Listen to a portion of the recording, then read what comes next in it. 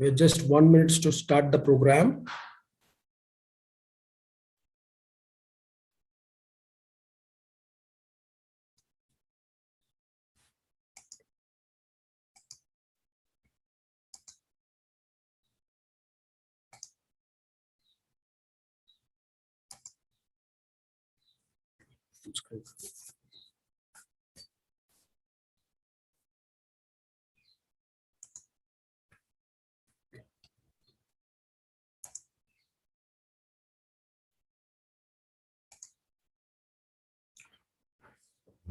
Good morning. Can you hear me? Mr. Naren, confirm. Is the audio video clear? Yes, sir. Good morning. A very good morning to see you, Doc. Yeah, because just some internet issue was there. Yes. Good morning, everyone, and happy to see you in the new year. Just another 1 minute. I think we'll start. Is Abhay? Can you confirm you're with me? Yes, boss. Good morning. Good morning. Good morning. Good morning. Your video is not on. Probably you can put it on when you want to talk to us. We can't start the video. I think the host has the control on this. Host has? The host has control on it. Host has the control. We'll just update it. 1 second. It says you cannot start a video because the host has stopped it.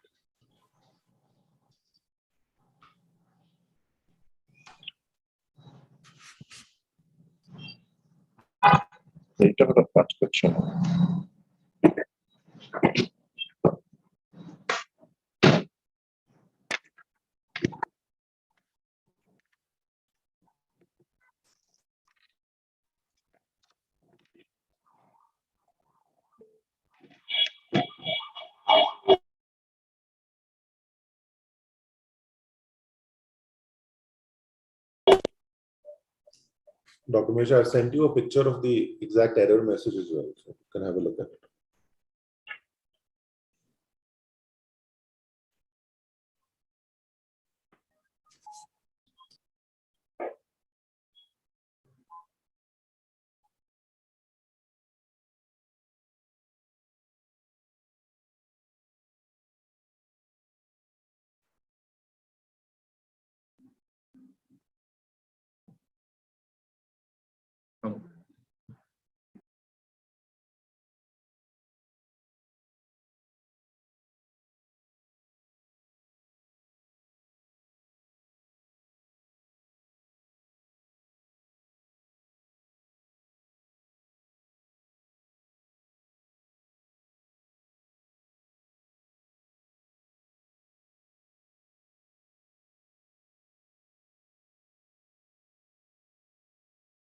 It's likely to be the sharing setting. So if you go to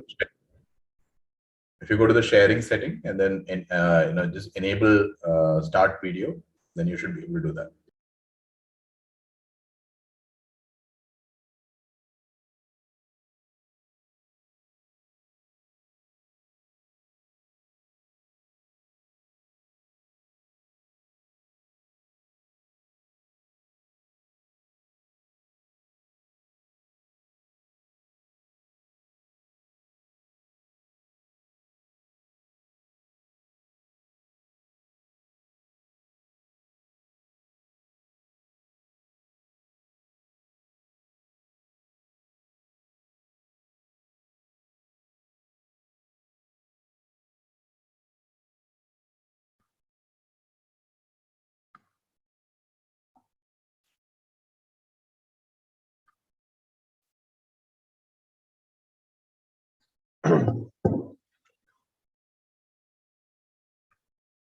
Video seems to be working now.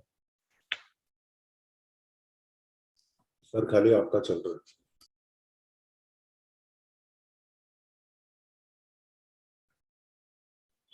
मुर्गी से पहले अंडा आता है ना, इसलिए. Yeah, that's not working.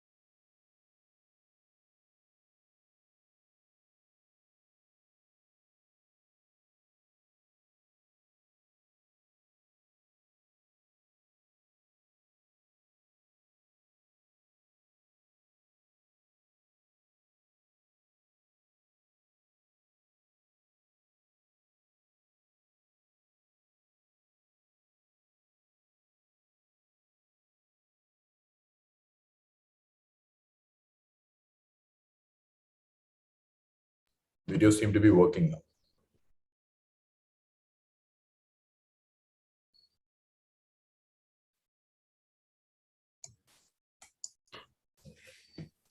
Extremely sorry, and we have to face issues of technical glitch. Sorry to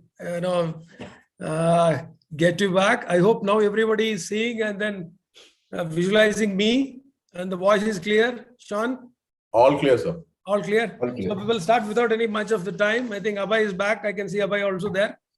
Well, sir. So sometimes, when I take a risky job like this to put you all together, I never expected. I think I have done more than 50 webinars.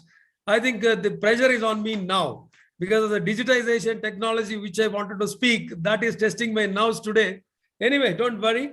So this is the startup roundtable, which we wanted to do it for quite a long time. And I don't want to waste any of yours time. Abhay time starts at 10:40. I gave him. That's why, I will really just release 1 minute of our idea. See, this is what is like. Today we are seeing startup address at presidential meetings, and Prime Minister is speaking about startup, Finance Minister is speaking about startup, and we are now reaching century of unicorns. So this makes me very, very proud to introduce one unicorn also here with us, and the Soonicorns here. So I'm really happy to meet Abhishek, Sanjoy, Nishant, Abhay, Mahesh, and then our Krishna Prasad, and then many of our luminaries. This is the day which we wanted to look in.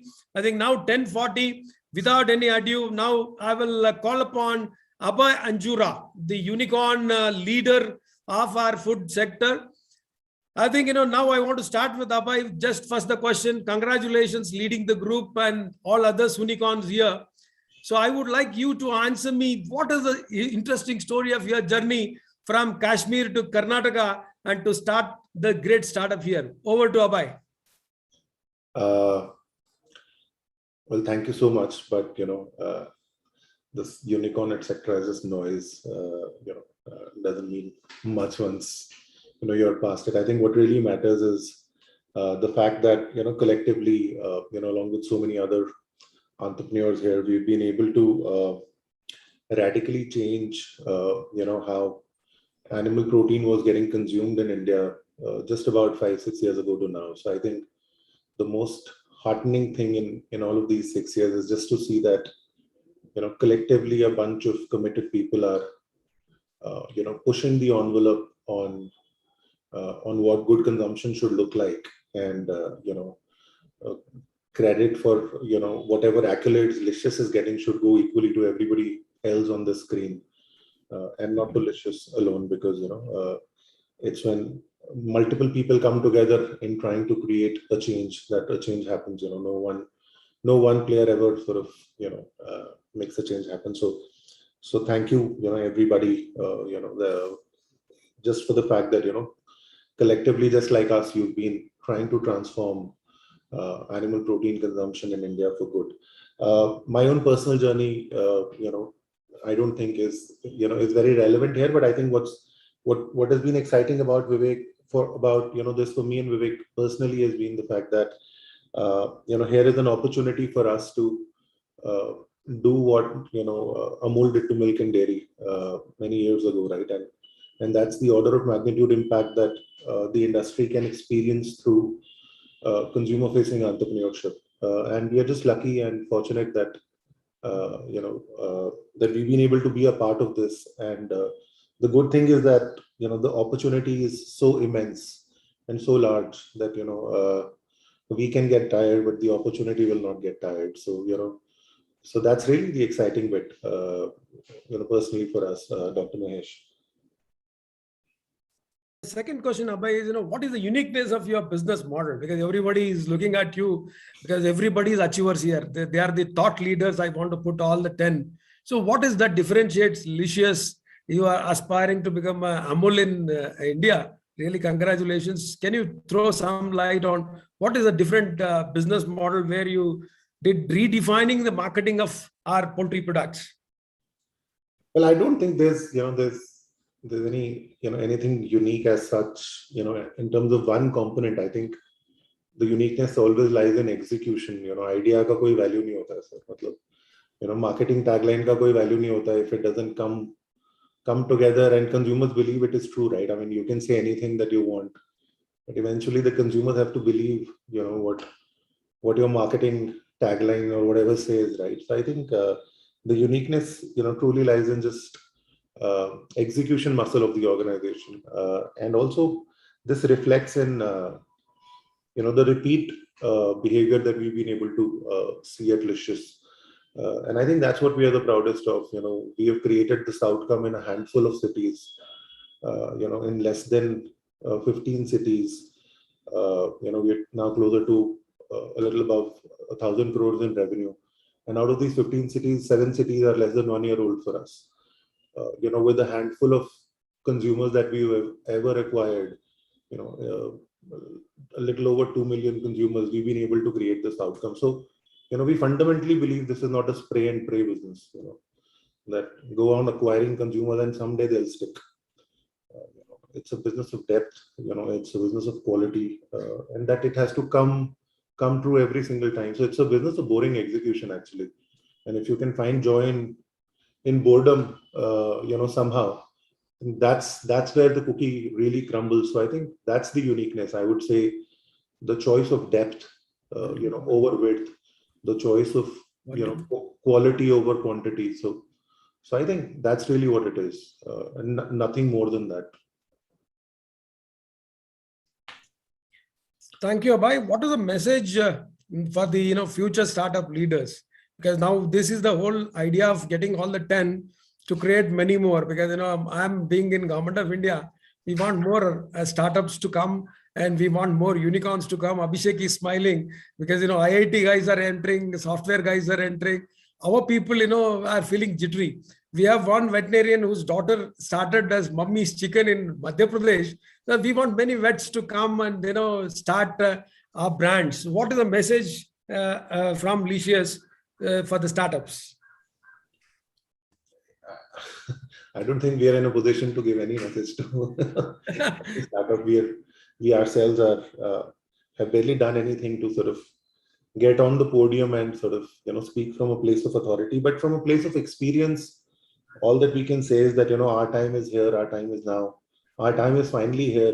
So I still remember 6 years ago and I'm sure Shan faced the same thing, but at least Shan had a lot of track record backing him, which we didn't have. But everybody said, what the hell is this? What are you trying to do? This will never work, right? I'm sure Shan heard that many times as well, that India will not accept this, right? So I think the fact that we have, again, I don't think Licious has done anything here, right? So I think the fact that we have collectively persevered and driven a positive change, वो कहते हैं ना sir कि category में जो पहले 2-3 लोग होते हैं वो समाज सेवा करते हैं.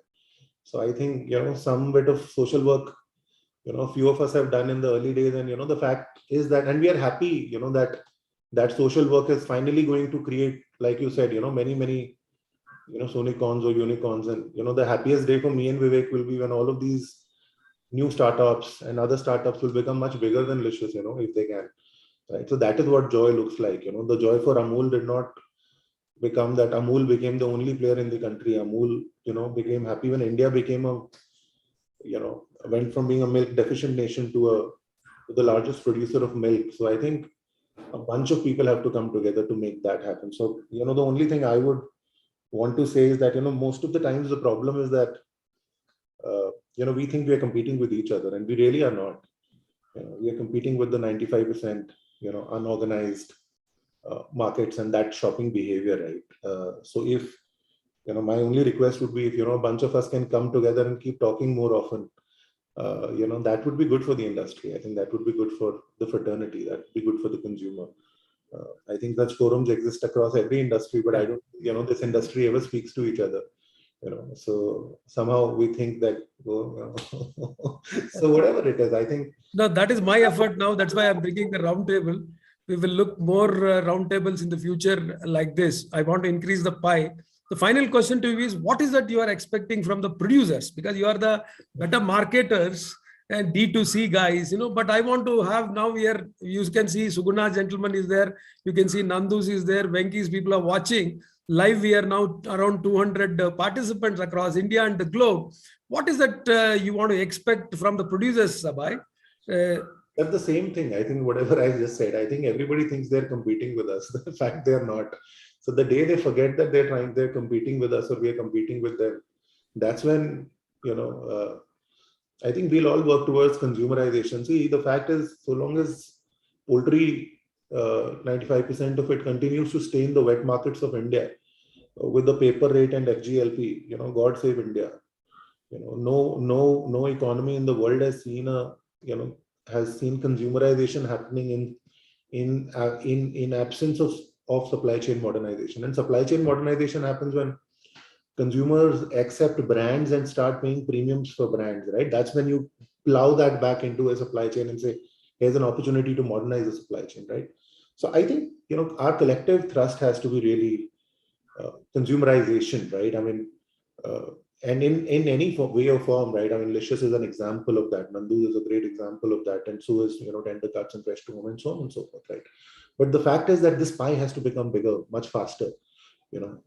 And like I said, if we can collectively first commit ourselves towards that end goal, that is when I think, the industry will truly progress. The problem is we take a, wet market commodity vacillation point of view and say, okay, what will be my EBITDA at the end of the year? Because I have suffered through, 3 bad commodity cycles. And you will continue to be, at the receiving end of commodity if you can't brand your product. I mean, it's a chicken and egg story, right? Really. So I think the larger industry has to see that reality, versus looking inwards to say that, hey, fresh tomb is my competition. Thank you. Or any one of us. Yeah. Thank you, Abhay. Your time up now because we want to function 10 minutes sharp, 10:50. And I remember Abhay saying, plastic theli sir, वो black theli से chicken भेज रहा था.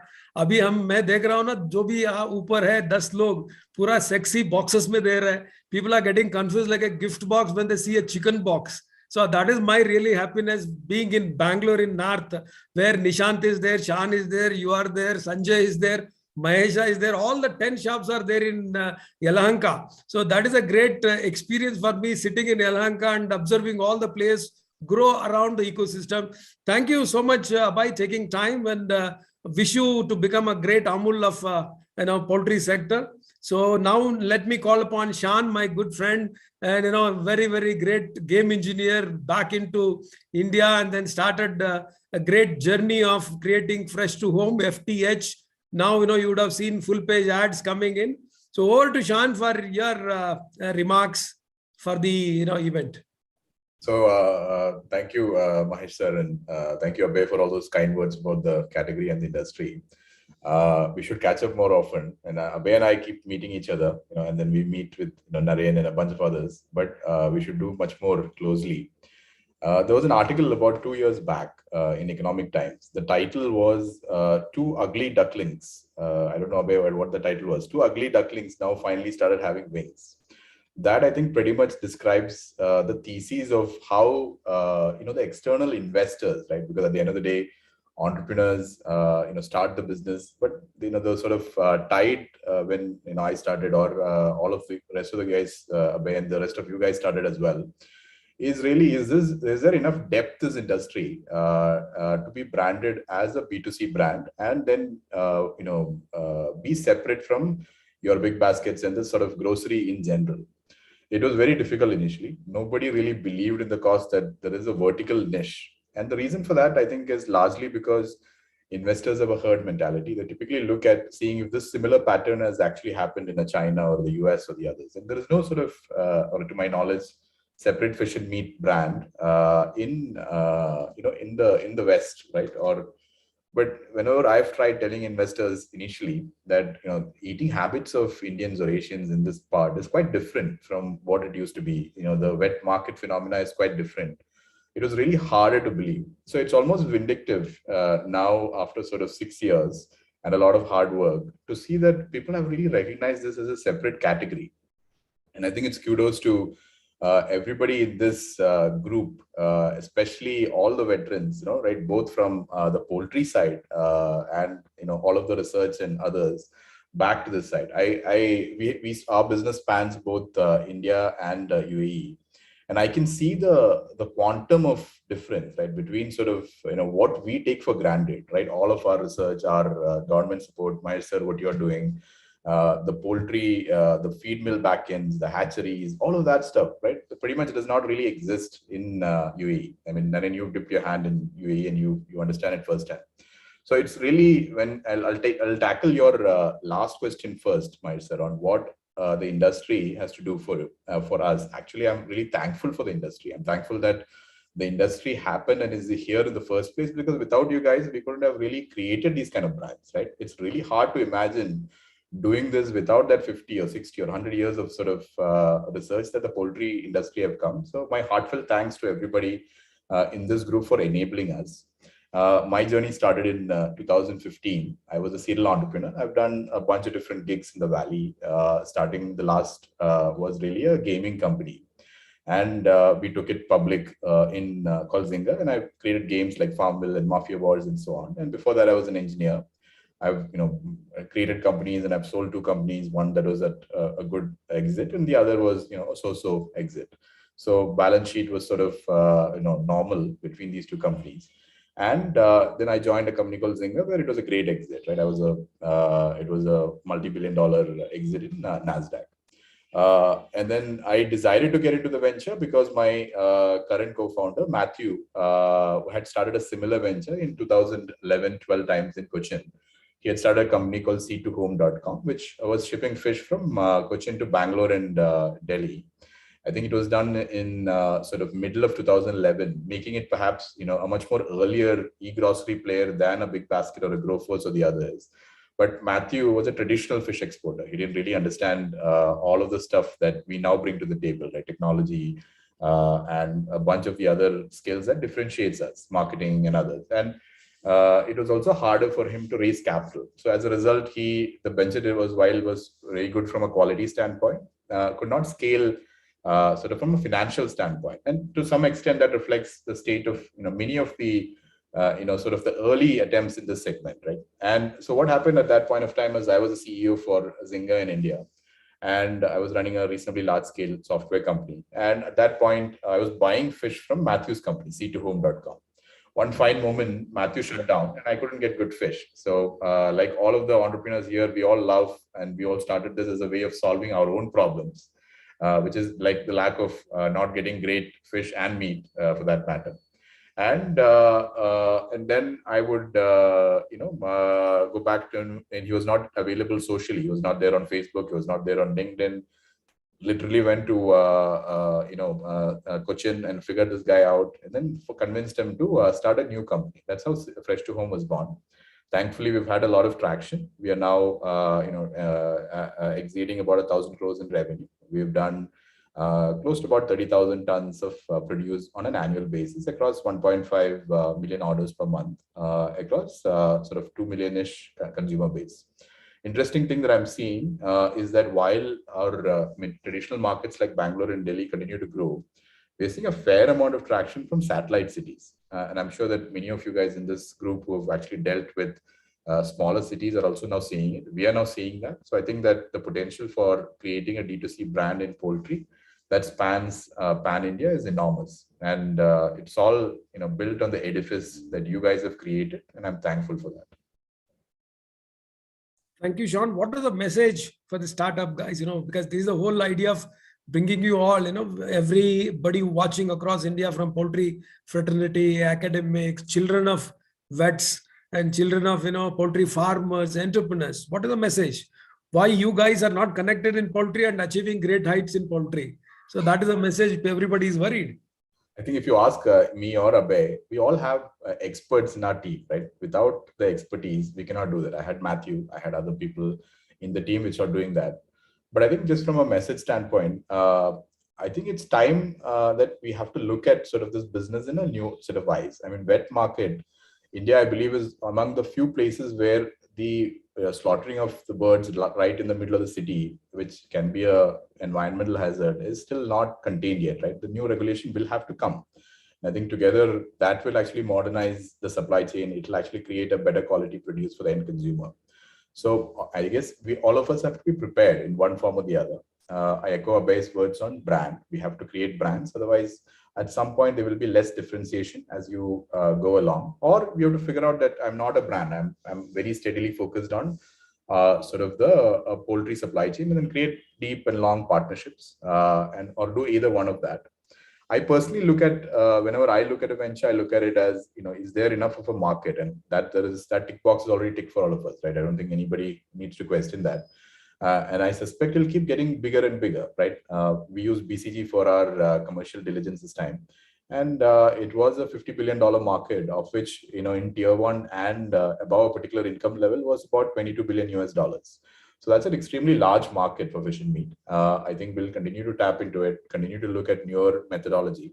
So beyond that, I think the key thing I would urge for folks looking at it is to develop some expertise and some sort of unfair advantage or some differentiation.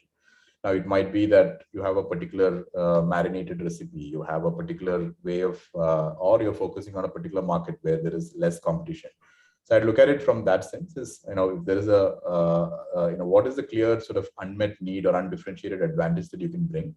Because if you try to be a me too without a differentiation, it's very, very hard to survive in the days to come. So that would be the other way that I would look at. Good point. Good point. The final point I want to cross is many of our industry people are asking how long these people keep burning money in advertisement. What is the runway format to break even? The kind of ads our Nishant, our Fipola guys, or you guys, or our Licious is bringing. I was surprised to see the Fipola ad of 80 by 20 feet in airport. Made me proud. But the question is, how long you will can burn the money? I always say that, create smoke, burn it to at least notice in the sky so that people will come back. But the question in the industry is they're afraid of burning it. What is the take for this, Anshan? I think the key answer to that is Bangalore and Delhi is EBITDA profitable for us, right? I mean, in the recent months, obviously, if you take out our very large brand spend, it may have come negative. But in general, it has been historically EBITDA profitable from the last, 18 months or so. But at the same time, we are creating a category.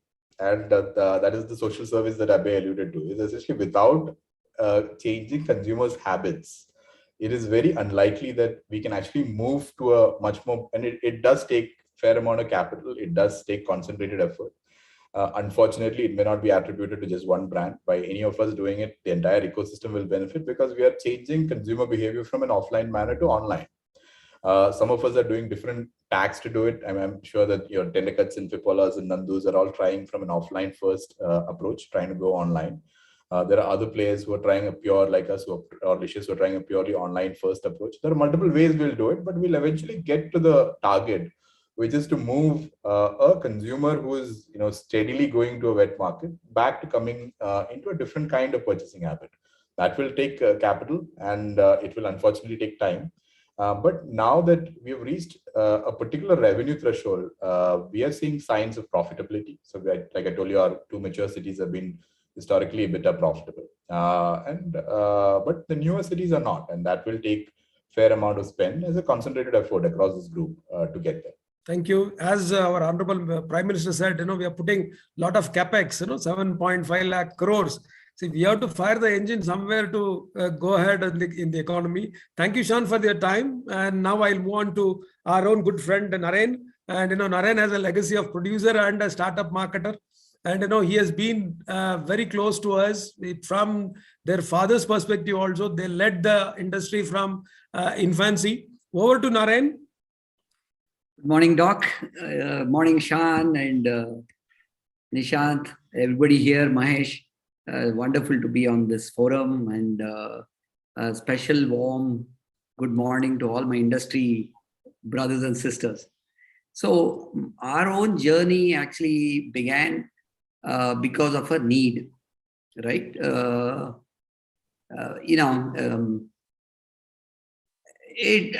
are producers, right? We own the entire supply chain, starting with the feed mills and all the way to broiler integration and broiler farming and sales of live birds. And everybody here in the audience can relate to the issues that a producer faces today, isn't it? We produce great quality meat as an industry, but ends up in the local supply chain. And, the traders and reach in the wet market. So we don't realize, it's like, I remember Rav uncle saying, Mera anda, mera dam, right? And he fought for it. And we as an industry were not able to get that. That was my primary trigger. And of course, there were other things like, my kids were not eating the right meat because we were going to the butcher shops. I had come back from the US. I'm a software guy, and all of that is fine. But the primary motive for us to start Nandos was, as a producer, I was not getting my price. Everybody here can relate to that. So we were always losing out to the aggregators, the traders, and every other community that is involved in the last mile. So I was truly inspired by what Madam Anuradha Desai had to say when I met her in Pune. And she always said, you guys have to start your retail operations, right? And that's how we're going to make money. Build the brand.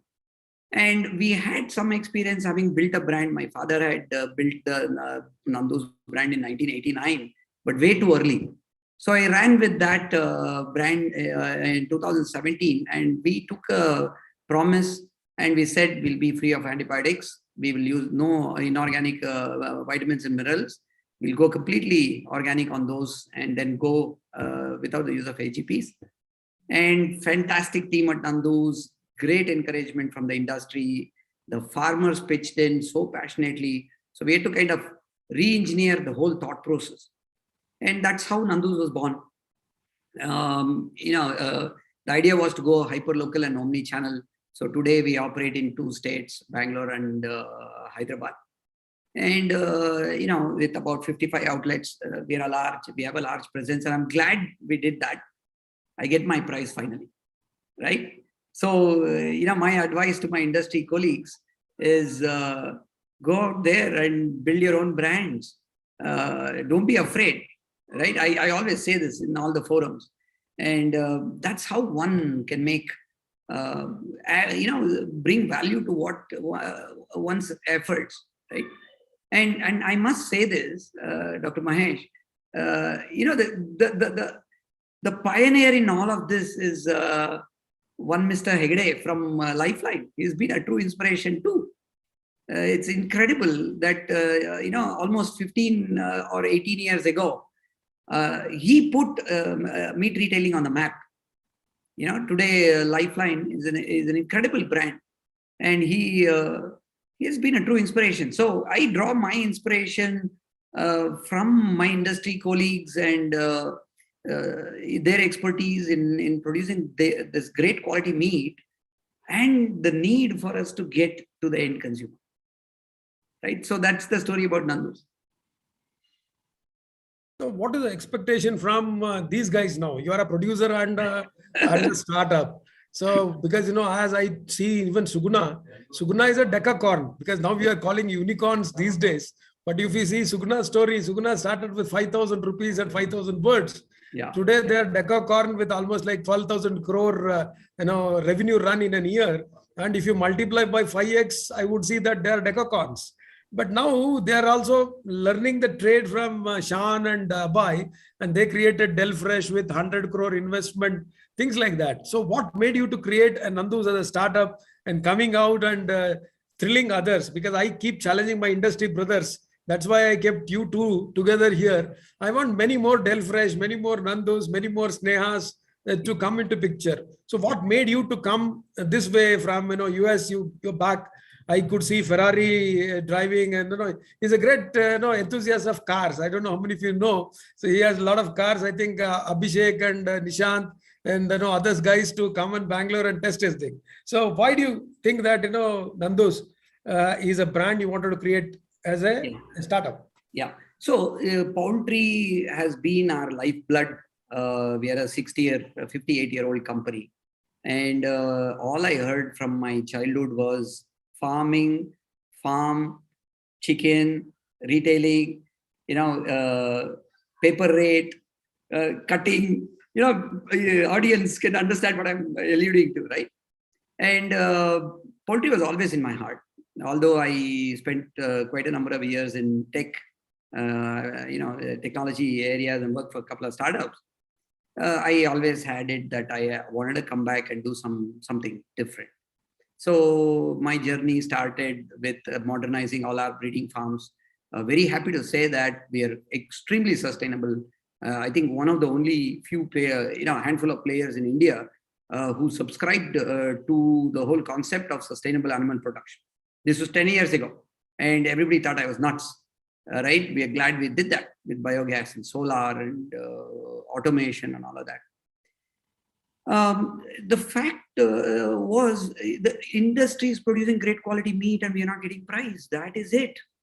And the whole, of course, there is the black bag. We all know that story, right? The fact is, consumers are not getting the benefits of the efforts the industry is putting in. I mean, you can allude to the fact that we deal with diseases, we manage FCRs, we manage the logistics. This industry is incredibly hardworking. Okay? Incredibly hardworking. But where are we getting the price? And that was not acceptable to me. And I kept saying, we have to reach the end consumer. We have to reach the end consumer. And after several years of inertia, finally, I went out and forced myself to buy a second-hand processing plant. I committed money. I got stuck there. And in the company, everybody thought I was really nuts for having invested in solar. Now this processing plant, which is not working. And that was my motivation. I said, you got to force yourself to get out there and do this. And of course, by that time, Licious, Abhay, and Vivek and Sean had created such a buzz in the market. It's incredible. I think 5-6 years ago, Doc, I remember standing in industry association meetings and we're all complaining about the pricing, but nobody had actually taken the step to go out and create a consumer brand. And kudos to everybody that is here today and everybody who's going to join this business. We are going after that 95% market, which is unorganized. That is the real competition. Thank you, Naren. And the final message from your side is, how professionalization helped you, because many of us think that you need to do on yourself. No, you need to have a competent people around you, whether it is brand building, whether it is consumerism, whether it is the look of the shop. Final message in a minute. Yeah. So with Nandos, I know where you're coming from. It's a poultry company. How are you going to get the talent? Where are you going to think D2C? Well, partly because of my exposure. I have done 2 consumer brands before. So because of my exposure and the fact that, I had a very professional team at in Nanda Group, from Mr. Shetty to Naveen and my father and everybody else, we thought consumer, we thought professionalism. And that's when I ran into my, brothers in arm, Vinay Gopinath, who's our COO. I ran into him and literally dated him for like 6 months before we found a fit and said we both have to go do this. And it's absolutely brilliant that we found this. We couldn't have done this without the professional team at Nandos and the way we thought about it. And thanks to all of them. So you have to professionalize if you have to get out to the end consumer. You have to let go of control. You have to delegate. You have to facilitate. Thank you, Naren, and wish you a big success in the future too. You also can be unicorn, in your own way to achieve that heights of the perception now. Otherwise, you're all unicorns already, but it's a perception. Thank you. Now, let me move on to my good friend Nishant, and an engineer from Bangalore. Many of you may not be knowing he is from Chennai, but he is a graduate from Bangalore. And recently, we had him talk to our IVPI. So personally, he's on a hectic schedule, but I requested him to chip in 10 minutes so that, we can have chat with Nishant. All over to Nishant Chandran, who is the founder of Tender Cuts. Thank you, Mr. Mahesh, for setting up something like this. In fact, when we met last time, you had told that, we will be putting something together. But I think the pandemic in one way has made everything easy, but it has also made everyone, I always prefer to shake hands with everyone, but it is always nice that, I've always met all of them here. I think most of them I have, met Abhay, I met Shan, we met Naren also, I think close to a year back. And Mahesh. So these are multiple, it's a great forum to be. And I think many of, I'm going to share the same views like Shan and, Abhay and Naren, because there is a lot of similarity in the industry. What I truly believe is, I think this is the best time for the industry to transform, right? So I'm coming and looking at it at the macro level. So what is macro level economics is, if you look at the GDP, I think the projection came from the finance minister that we are edging to 8, 9, 10% also. And when that happens, there is a lot of money in everyone's disposable income, and people get to spend mostly on food. Generally, when you look at a typical Indian, they first spend on food, then they spend on clothing, lifestyle, little bit, then they go and start investing money in real estate, maybe buy cars, whatever it is, right? So the first is the food. And when it comes to food, always the choice is maybe not just buying cakes or bakeries, etc. It's always meat, whether it's chicken or whether it is other meats. That's a different thing. That's a choice. But even within that, it is poultry is the first and foremost thing, because compared to any other meat, only in poultry you can make like 100 different dishes. You will never get bored. It's like a very, very staple kind of thing, like eggs and chicken and all that stuff. So that's already, so India already, it's at 70, 80% of people are non-vegetarian. So you don't have to train anything. You don't have to change anything here. You just need to make it better, more efficient, and more affordable.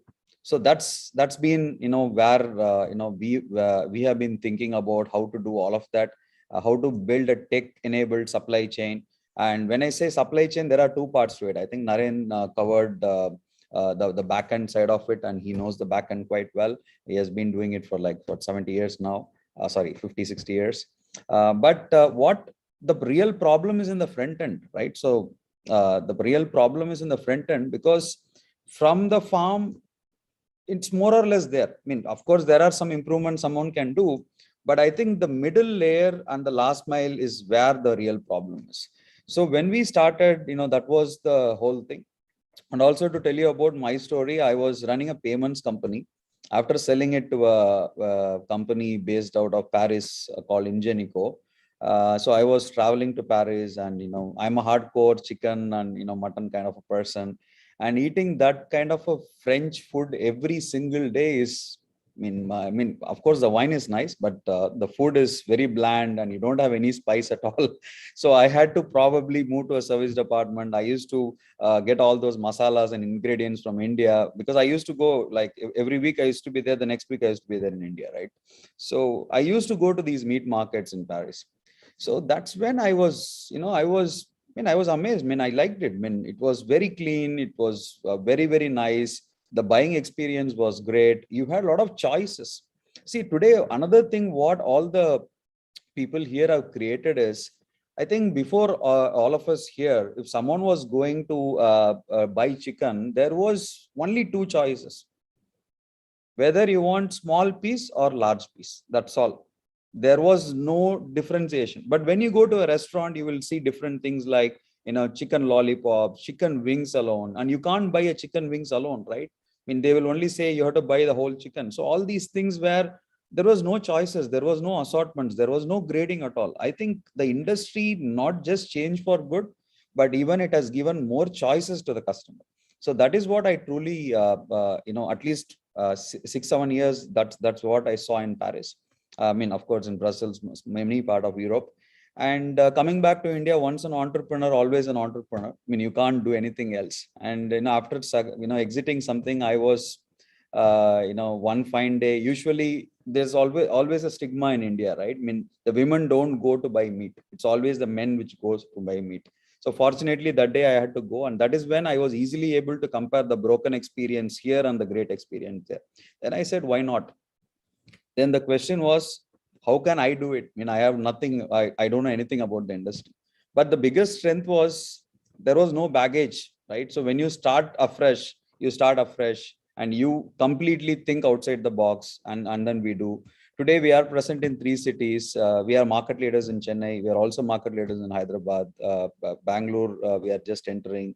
As I said, whether we are market leaders, we are not, it doesn't really matter. What matters is all of us are competing with the 95% of the market, which is out there. And I truly believe that two things are very, very bright for the industry.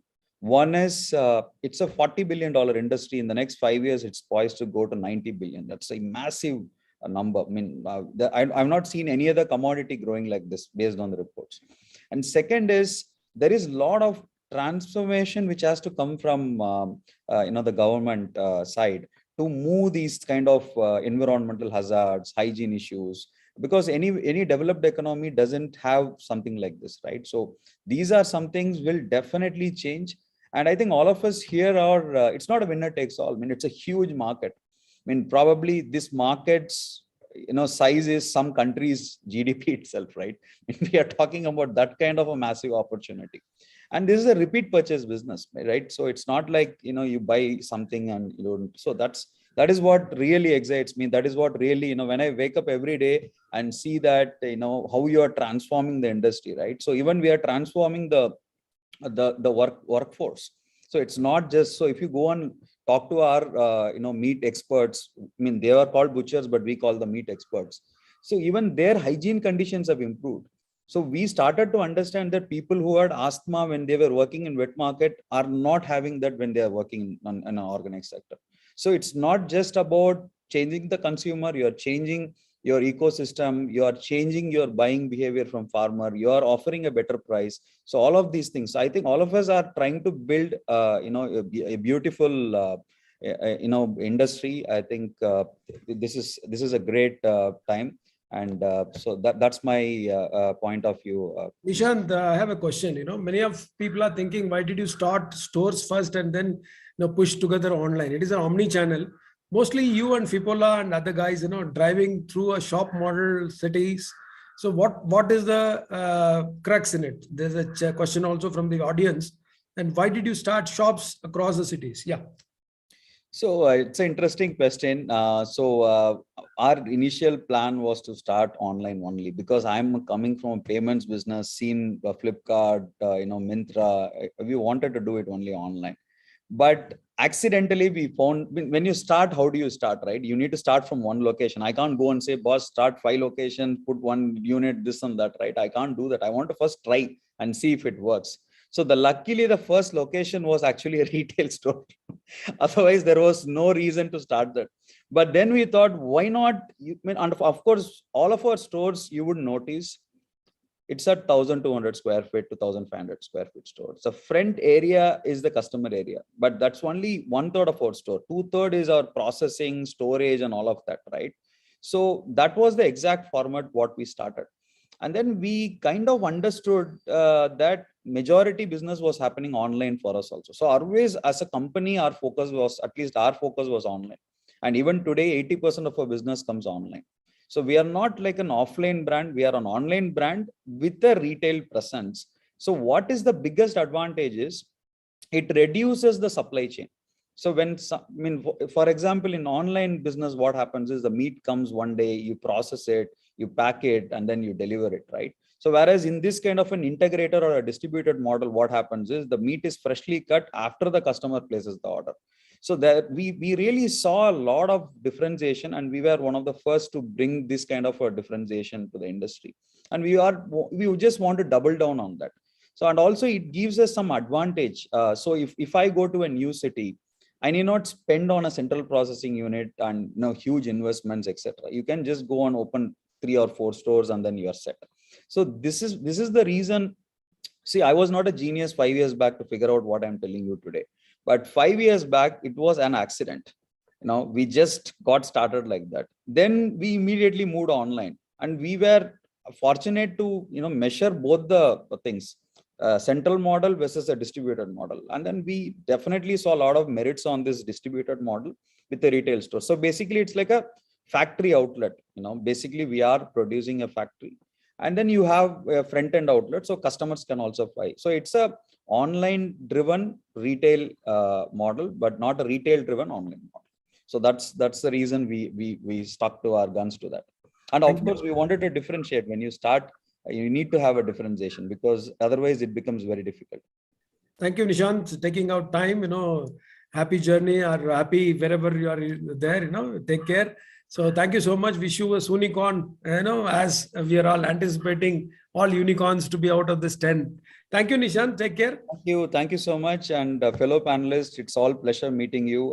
Thanks for having me. I think we should all have a real meeting, Mr. Mahesh. I think that would be we will have it in my institute. Don't worry. This is the beginning. all right. Thank you so much. Pleasure Thank meeting you all. Have a great day. Bye-bye. Thank you. Thank you. Now let me move on to another producer. As I know that, Soundaraj and brothers, they started way back in 18, and now they could prove that how they can reach into like decacons. I call them as decacons now because their turnovers and all things are fantastic. And next gen, I'm very happy that Soundarajan's son Vignesh Soundarajan has taken over as another startup entity. I would call it as Delfresh. So Delfresh is a new idea. They're bringing in branding. They're spending almost 100 crore rupees of efforts into that. So only coincidentally, suddenly he had some other engagement. That's why his vice president, Mr. Krishna Prasad, is joining me live from Coimbatore, I believe. He is the vice president looking after the whole chain of Delfresh and Suguna Foods. Over to Krishna Prasad to put your perspective for the day. Thank you, Dr. Mahesh, for having me here. Thank you for all the panelists. A warm welcome and a warm good morning to all. I joined Suguna Foods a little over a year ago, so I'm still learning the business. So as the earlier panelists, Mr. Abhay and Mr. Naren said that, the reason for Suguna Foods to start a consumer-facing brand called Delfresh a few months ago is to shift a commodity to a brand, which is started about 7-8 years ago from leaders like Licious or Tendercuts and Fipola. So we are just joined the group, joined the fraternity, and according to me, this place is going to get crowded very soon. Maybe in the next 4-5 years, there will be another 10 players who will sell branded meat, both online and offline. So Suguna has its own offline stores. As we speak, about 280 plus up and running, predominantly in South, and most of them are in Kerala. So, and there is no strong consumer brand built. It's just being sold as Suguna chicken. So what we felt after I joined the organization, we felt the need to launch a consumer-facing brand, which is not completely associated with Suguna and neither completely detached with Suguna. So we went and launched a brand called Delfresh with a marketing model of parent endorsement, not parent dominant, neither parent detached. So parent endorsement brand approach. So we are into the process of changing the complete signage and both internal and external of all these 280 plus stores now. We have just finished that exercise. We have just started taking the baby steps of creating a brand in meat protein industry. As someone rightly said, yes, Suguna has got vast experience for as a producer and as a processor as well. So now we have just started as a marketeer now for this poultry meat industry. And we have big plans in the coming next 5 years to invest behind Delfresh brand and expand our own stores. Currently offline plan, there's no online plan yet on the cards. So Suguna being a pioneer and about 10,000 plus crores from live birth, and as Mr. Naren rightly said, it's just counting money. There is no bottom line there. We lose heavily on that. In the last 2 years, everybody knows what is happening in poultry industry. It is going through an unprecedented conditions, which we have never seen. This is what the words of my chairman said. I have never seen in my 36 years of poultry experience the conditions that we are in this year and last year. So yes, this place is no doubt is going to get crowded, but yes, that helps the industry to shift that 95% to this 5% ASAP. And anyone who comes and invests behind a brand would help the complete fraternity of creating a brand in the poultry meat industry in India. So I would need blessings of all the panelists sitting here to make Delfresh and create a significant amount of footprint in the industry. We'll come very soon on that. That's it from my side, Mahesh. Krishna Prasad, I have a specific question for you because you are the largest producer. See, these guys are buying from you. So how do they need to meet the supply chain constraints? Many of, Sean or Licious or Fipola or Tendercuts, everybody, they say that, sir, when there is a great demand, chicken will not be available. So how do you ensure that, chicken supply chain is met? because you are the great producer along with Venky's and Nandos. So how do you ensure that these aggregators, so-called, I would say, or B2C guys, how do you ensure the supply chain met all through the year consistently? Great. I'll just take a minute. When Suguna started its own processing plant way back in 2002 in Coimbatore area, with a 3,500 birds per an hour capacity line, the entire installed capacity in India in processing poultry industry is just about 6,000 birds per an hour. So as we speak today, we have an installed capacity of 140,000 birds per an hour. But out of which only 70% is being used. Rest of the plants are idle. They're not. So that is the reason behind this. Basically, they're not making money in processing as well. And most of them are outside processes. They're not from a back-end integration of farming to processing. So very few, like Suguna and AOV, and very few companies have, like Godrej, they have the back-end integration of farming. But majority of the companies procure bird from open market and process it. And that is also a highly price sensitive market, and there is no option today. Now, as far as coming to Suguna, yes, we have huge plans of expanding the processing facility. We started journey in 2002 of processing poultry meat with our own facility in Udumalpet near to Coimbatore. And last 2 years, we have acquired one plant in up north in Chandigarh near Ambala, and one plant in Belgaum. We have just acquired land in near Bangalore in Mandya district. So we'll be coming up with an up and running facility in about 15-16 months from now. And we are in the process of acquiring lands in 4 or 5 different locations spread across India. One in north, one in east, and one in Andhra, and 2 are in Andhra, and one in down south Tamil Nadu again. So probably in the next 24 to 36 months, we will have these 5 or 6 new greenfield plants up and running for the processing field of Suguna. So yes, we have to focus on the supply chain and availability issues. But again, when it comes to price has to be supportive in order to supply this thing. So that's the plan, Dr. Mahesh. Thank you. Thank you, Krishna Prasad, joining from Coimbatore. Thank you so much. Thank you very much. Thank you very much to all the panelists. Now let me move on to another new venture, that is, our good friend Sushil Kanagolu, represented by Fipola founder. Now I have with me Dr. Sanjay Kumar Das, a multi-talented facility from various backgrounds of, if you see his LinkedIn profile, you'll understand the background very carefully, that he has traversed into many fields. So now, he'll be addressing on the concept, how Fipola came into, picture, what is the secret of naming Fipola. I have a guess, I don't know whether it is right or not, fish, poultry, lamb. Probably, I don't know. Sanjay has to endorse to that. So these are the kind of things, innovations happening in our sector. I'm happy. Welcome to Dr. Sanjay. Over to you. Thank you very much. Dr. Mahesh, I think this is an excellent forum. I've been in industries where the competitors you would call, or industry giants are all together in associations which really help. They talk to the government together and they get a lot of facilities and subsidies and all that. So I think this is the first kind of meet that you have facilitated, and that's extremely great. And I think slowly we all should come together. I see from other industries and now here that we are actually not competing as such with each other. There is just 10% is what we are in organized sector. We are competing for 90% unorganized sector. So, I'm sorry, Sanjay, voice is cutting. You need to speak a little slower, and there is some external noise. So, am I heard now? Can I be this slow? You can be slow because there is some flattering. It is choppy. So is it fine now? Yeah, it is fine if you speak slow. Okay, I will do that. I will speak slower.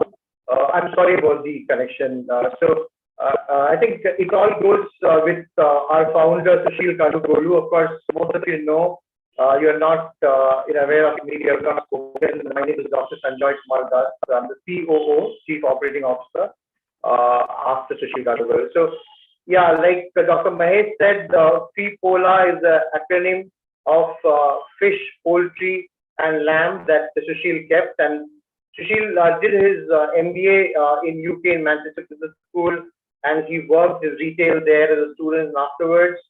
And then he is from the third generation of seafood exporters. So he came down and he started working with his parent company for almost 10 years.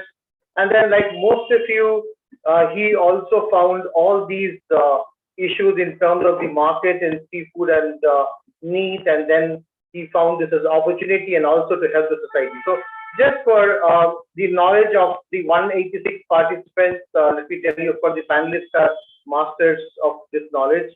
So it happened that there was a business of say 4 lakh crores, and India was the third largest in producer of meat, and second largest in goat meat, second largest in fish, and there was huge business. And also, the entire supply chain was broken. The customer experience was broken. Sushil felt in the West there were proper organized shops and where you could buy meat in a great atmosphere and environment. And then here you come back and you see this was in 2016. So in 2016, he formed a company called Cipolla, and it took him 1 good year to form the team, and he opened 3 outlets by 2017, which was the first 3 in Chennai. And I think that was the story which went ahead with the primary agenda of actually, getting the customers the best products of meat and seafood, like even what Sean said, or even, all the intentions that other panelists had, the same kind of intentions. And even what Nishant said, that women could not go to a store, which now it's totally changed. We see women, children coming to the store.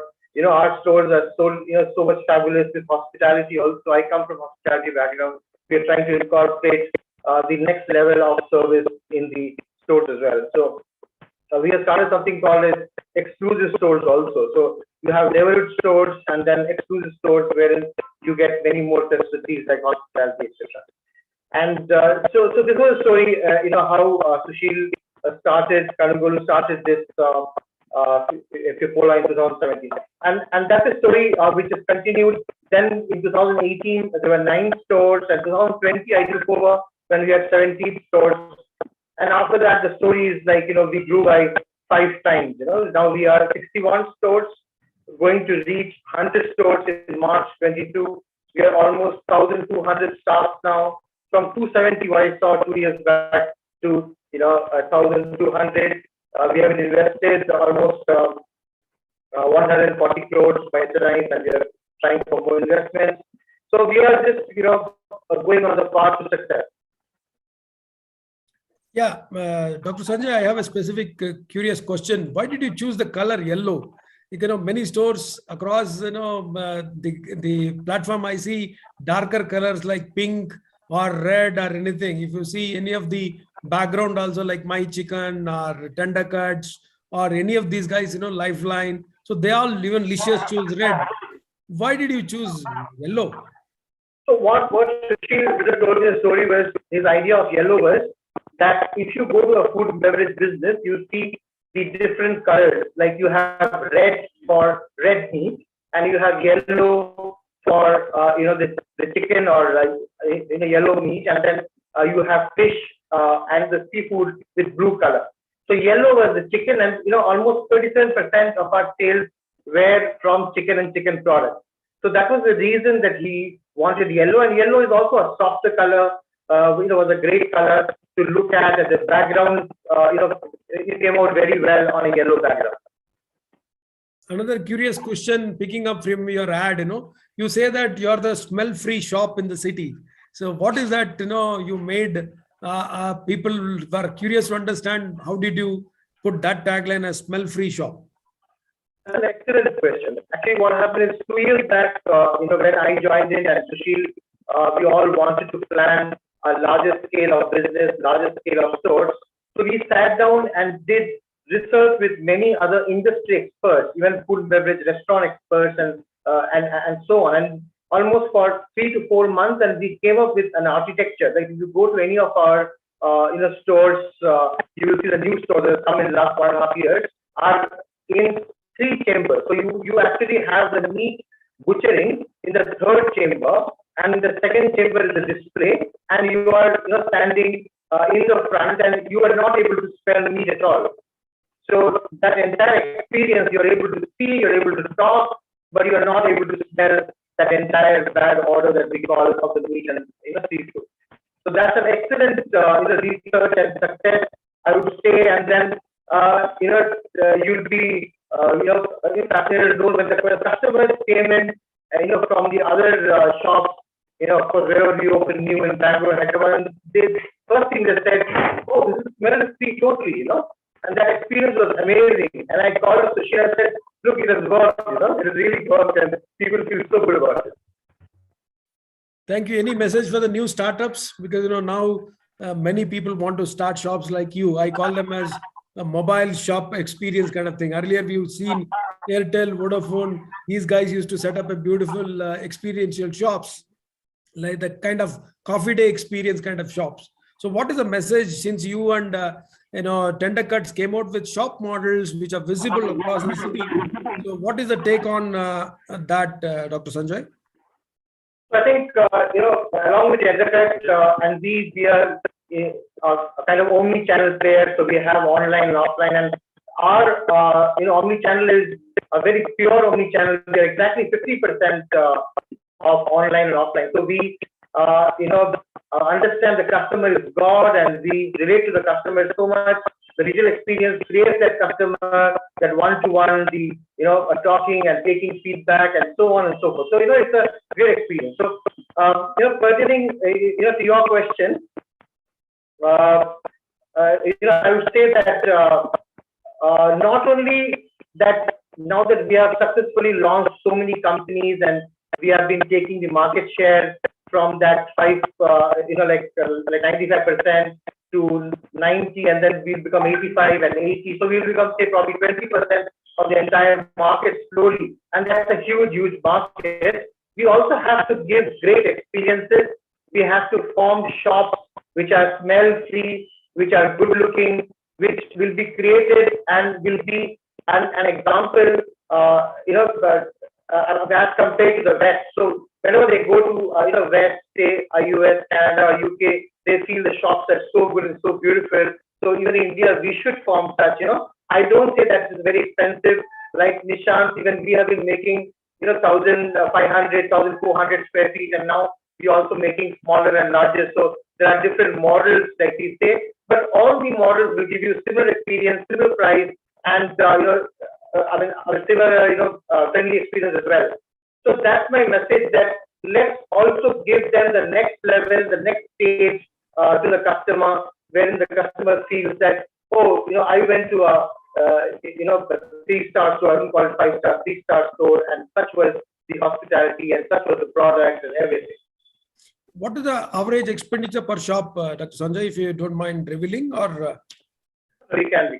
So, like example, to make an average shop, it takes us 50 lakhs, and to make an express shop, it takes us 25 to 30 lakhs. Thank you so much for the time, be with us. Thank you so much. And convey my wishes to Sushil, who is in abroad, I think, is traveling. So I want to place now, Dipanshu is a bit held up. He's not able to get connected. We'll try to join him in the end if it is possible. Now, the news for the audience is, earlier we used to feel, IIT is like people, we always feel that, they will go abroad and they will not come back. They will not stay with us. They're taking Indian money out. And these are the complaints, Abhishek, we used to find from many people across India. And this is here, Mr. Abhishek Negi, who is an IITian from Kharagpur and taken a new horizon along with his 3 friends. They have started a brand called Egos. So far, we have spoken only meat. Then I felt, why can't we have some gentleman who is creating a buzz in eggs? So this is Mr. Abhishek Negi, a founder of Egos, an IITian, very proud moment. And congratulations, Abhishek, entering into our protein sector with passion, and protein is for poultry. I always say that, har roz do anda, 3 bar murgi hafte mein. So that is my tagline. And another tagline I'll tell you, dawa mat khao, anda khao. So dawa mat khao, anda khao for your vitamins and minerals. Because, that is the tagline I give it to you. Egos, kudos to you entering into this area of egg business is a small margin and a high volume. So that is where I bring in the specialty in you. All over to Abhishek Negi, the IITian from Gurgaon. Thank you so much, Dr. Mahesh. We have this slogan called Egos Har Roz, to have Egos Eggs Har Roz. It is my great pleasure to be part of this panel and to listen to industry experts, industry leaders, and also seniors from startup ecosystem. We take inspiration from all of the industry stakeholders in what we have been doing for the past 4 years. And all of the knowledge and the work that has gone, which has preceded us, has helped us build this. So our story started 4 years ago. We all have engineers from IIT Kharagpur. We have some entrepreneurial experience before this. We all are serial entrepreneurs. We started Egos in 2017 because we felt that we saw that India back then and even today is a protein deficient country. Now, India, which aspires to be the next superpower and aspires to be a 5 trillion economy very soon, is not there on the World Hunger Index. We rank close to 100 on the World Hunger Index. There's a very recent study which showed that Indians are deficient, have a severe deficiency of vitamin D and B12 as well. Back in 2017, when we were doing our research and figuring out, one thing that struck us very in an impactful manner was that the quality of the eggs that we were eating at that point of time was really bad. When we did our research, we found out that in India, a typical egg which is available in retail, and a typical egg is an loose egg, is an unpackaged egg, which is completely untraceable, has already lost 50-70% of its nutritional values. Eggs are being transported over long distance, cross-country transport in non-cold chain. And at the back end, apart from few good producers, majority of the farmer community is mostly relying on feed which is filled with antibiotics, growth promoters, and chemical ingredients concentrates. Primary reason is to reduce down cost of production. Now, when we looked deeper at this industry, we were able to find out that 97% of this industry is in unpackaged format. This is a $12 billion egg consumption market in India as of 2020, and it's growing at 15-16% year-on-year growth rate. So the opportunity is immense. Especially after COVID, we saw that consumers have adopted eggs more. So people who are eating eggs 2-3 times a week are now having 2 to 3 eggs a day for all of their family members, and it has become a part of your daily diet. So, but in the beginning, when we started out about eggs, we knew Anda. None of us are from poultry industry, and we knew nothing about anything which goes behind the back end. So the only way we could learn about it was to do it ourselves. We decided to put a small, medium-sized 12,000 bird farm in Nalanda in Bihar, and we deployed the farm over there, constructed it, deployed day-old chicks, did vaccination, feeding, transferring, and also selling in white label market, everything end to end. Over time, we realized that this market, as we keep on reading stats which are published by National Institute of Nutrition every year, that India is not consuming the right volume of eggs on a per capita basis. We consume close to 88 eggs per person per year, while the consumption should be 180. Now, the primary reason is that the production of the eggs is not being able to keep up because of heavy capex requirement and also knowledge gap in this sector as well. So we founded Egos from all of this motivation that number one, there must be a brand of eggs, as there is Amul for milk, there is Britannia for bread, and now there are Deliciouses and Fresh to Home and Tender Cuts for meat. There must be a brand for eggs because eggs is a daily commodity. More than 95% of Indian consumers consumes egg. They may not eat pure non-veg food items, but eggs is part of everyone's diet in one way or another. We founded Egos from then. Today, Egos is present in 11 cities in India. We've recently come to your city, Bangalore as well, with our launch last month. And we are now the #1 top-selling brand of North India. And we are growing really fast and soon aspire to be the #1 brand of India soon. At the back end, the business model is completely asset light. The problem in India is that there is no dearth of availability of eggs in India, but there is an issue with availability of good eggs in India. quality eggs which are devoid from any antibiotics, harmful ingredients, and are also fresh, has the right kind of bioavailable nutrition is not available. So Eggos as a brand is a brand of eggs which are one day fresh. All of the eggs are produced with birds which are fed with herbal hen feed, which is fully monitored by us, fully controlled by us, fully supplied by us to our farmer partners. All of the farmers who work with us are onboarded on our technology platform, where we deploy some IoT stack, we provide them farmer apps, we provide them a full stack support system, including veterinarian doctors, to improve their productivity, improve the quality of their farming, and also to de-risk any activities or any biosecurity risk from the farm. At the end of it, we buy back all of their eggs, provide them a premium, boost their income. Farmers with us are earning as high as twice compared to their industry peers. In some cases, on an average, it is around 40 to 50% hike compared to industry peers.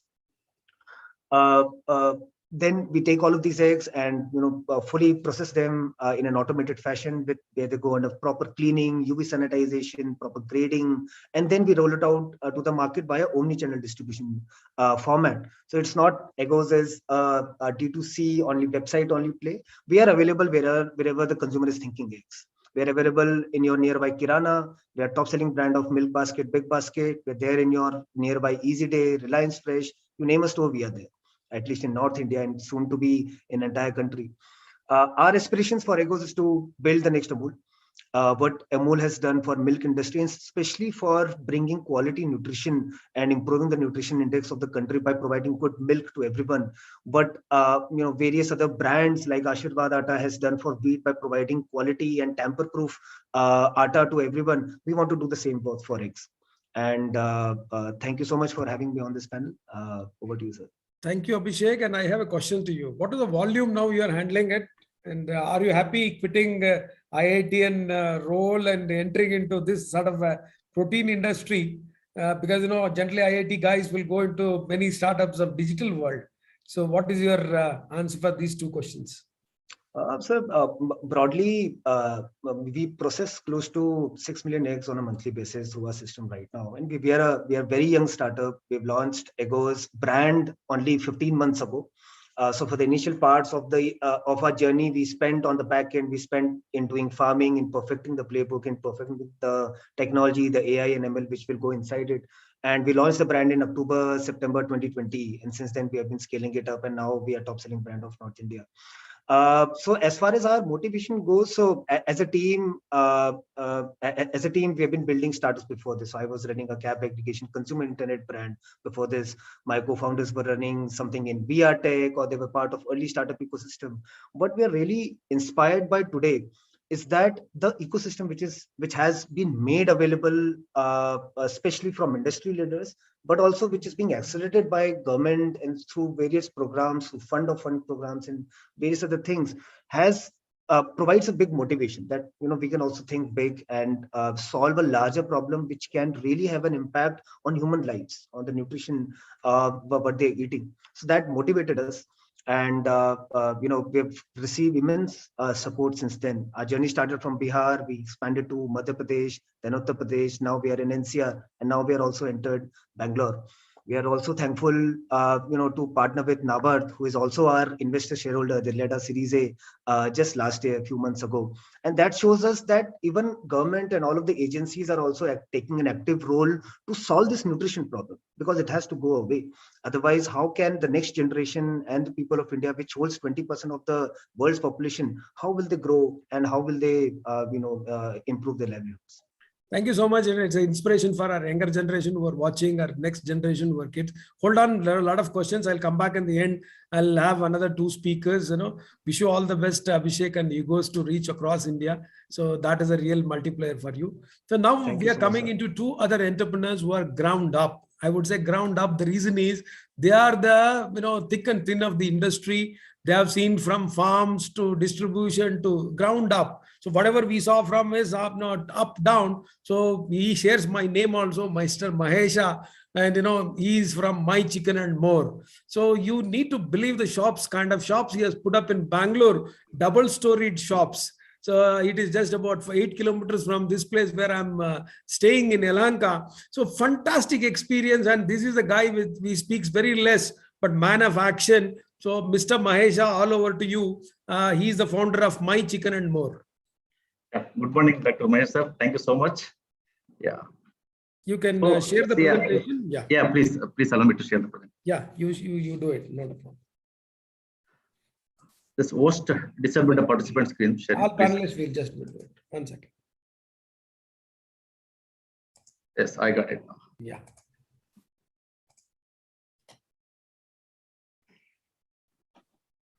Yeah. So, Dr. My screen is visible. No, it is not visible. You can share it again.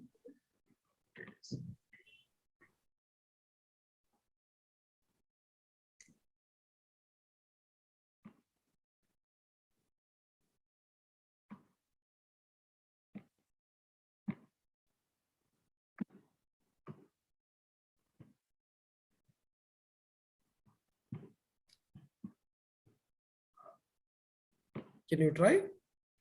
Yeah. So now, can you see? Now, no, it has just come and gone.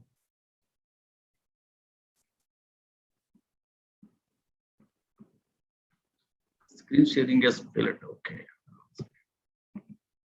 You try screen share and then you can take a help if you want. Yeah.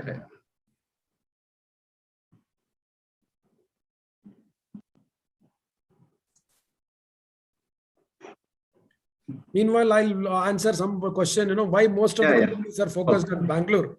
So Bangalore, I think, digital capital of the world now. So where I'm sitting, where we graduated Indian Institute of Management, Bangalore, when I did my MBA there. So, from there on, you can see that digital pathway is here only in Bangalore. So you name it, you have it. Infosys, TCS, Wipro, Cognizant. So that is where, happening as an indication which is driving Bangalore as a city for exponential. And then another interesting point about Bangalore is whatever the brand, be it is a jeans, be it is a audio system, be anything, experimental field is Bangalore, and we are really good people to accept and try everything. So that is probably Bangalore as a experimental capital for any product to launch in India. So or even the world over. I don't know how many of you noticed the Popeyes, the great chicken sandwich brand has come to Bangalore recently. They've opened up 2 shops competing for KFCs and McDonald's. Popeyes, Popieyes. So you can watch out on that. Could you solve the issue, or don't worry, Mahesh, I'll move to Harsha if you want. Yeah. Now, can you see this screen now? No, it is not coming. We have allowed here advanced sharing option. Who can share? All panelists. It's coming some error code. Okay. What I will do is, shall I move Harsha and then come back? You can re-log in. You sign out and re-log in. Yeah. Okay. Yeah? I think I'll move to Harsha. Harsha, are you ready? Can you hear me, Harsha? Yes, sir, I can hear you. Yeah, I would just take some time out of Mr. Mahesha. We'll come back to Mahesha so that you can start. This is again very interesting, gentlemen. We are seeing Mr. Harsha, the founder of Meat Factory, The Meat Factory. He said, sir, kindly add the, that is a brand registered. So I mentioned here as Meat Factory. So he was working again in Real Good Chicken. So very old brand. Somehow I don't know why Godrej did not push to come back in a big way. RGC we used to call. I still remember in 1994 when I went for the inauguration of their plant. So RGC was the thing, and where they burnt a lot of money to build a brand. But somehow they could not take that. I would always call that orbit shift. You need a big rocket to shift the orbit to get into satellite mode. So probably RGC failed in that. So probably these are the things which are happened in the industry, keep happening, no problem. So Harsha is one kind of such gentleman who was from the ground and made into a new brand called The Meat Factory. Again, a shop-oriented model. All over to Harsha. I think we will have Mahesha back later. Yeah. I'll be sharing my screen, sir. It's visible. Yeah. It is allowed.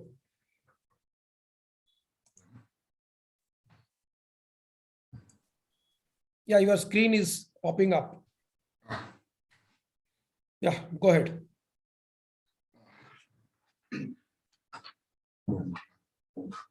It's okay, sir. It's It's visible okay, full it's screen. visible. It's visible. Okay. Video, your screen is visible. You can go ahead. Okay. We started our journey in 2015, sir, and we have been happy meeting since 2015. We are into poultry, lamb, goat, and fish. These are all the three products, as everybody does nowadays. And next. This is an interesting story here to tell you. We started from bhajiyas to the meat industry. See, our first venture was into bhajiyas, the fritter business. We started selling bhajiyas in 2013. We started this venture. I and Naveen, my co-founder, who is a software architect, worked with General Motors, USA, and he has traveled the world, and Parenti Solutions, a London-based company. So we both came together and started this company. And later, we were probably we could claim that we were the first modern meat outlet in Bangalore. We did a very hygienic environment, and meat lovers loved it. We changed our customer perception towards the meat buying experience. And I bring my expertise of working with Godrej Tyson Foods. I was in marketing and operations team handling poultry sector for more than 6 years, working with Horeca segment and meeting chefs and purchase managers and selling chicken in most of the star category hotels, premium restaurants, food chains, and air caterers. And as of Naveen, I told about him. We always been relentlessly working to give our best customers service where we wanted them to experience the best quality of buying meat. We designed a quality interiors. These are our outlets. See, there is a picture which is showing about sofas were introduced into the system. There are kids eating ice cream in our outlets. So, meat shops with ice creams. Would you believe it? Families and especially kids. We did. Slides are not moving. Now you are showing vision and mission. Yeah. Now, sir, it's okay. Now it is from hot bhujia to meat industry. Yeah. Slide is visible. You can see that's what I'm coming now. Mr. Parmesh, also who holds a vast experience in supply chain management, previously working with HP, has joined us recently. So he's into supply chain management, he's channelized operations. And we used RO-treated ice in the beginning of our venture, which was not used by any other meat outlets in the beginning of the venture. So later, we moved on to uniforms. We created all the modern requirements which were required for the meat outlets. So we formed Hall of Meat Private Limited in 2017. We became a private limited in 2017. And our vision to be the best choice of buying seafood, poultry, and meat requirements. Respected company and measured by our customers, our employees, and community we live in. We are an integrity, teamwork, and performance excellence vision-based company. We have a three-part customer experience mission, that is quality product, hygienic environment, affordable price, each part of which will meet or exceed our customer expectations. These are our visions and missions. And these are the outlets. We started in Rajarajeshwari Nagar in 2014. Then we moved on to Gubbalala, Chansandra, JP Nagar, Basveshwar Nagar is one of the largest outlets which we have, about 2,600 square feet. And we moved on. Recently, we opened in Nagar. We are present in all the 6 locations, doing a good business now. These are some of the interiors our outlets looks like. See, we have a display system. We have a modern look interiors. We have these are what changes it did to the customers is women and children started walking into our outlets, which was not done before. So this would be.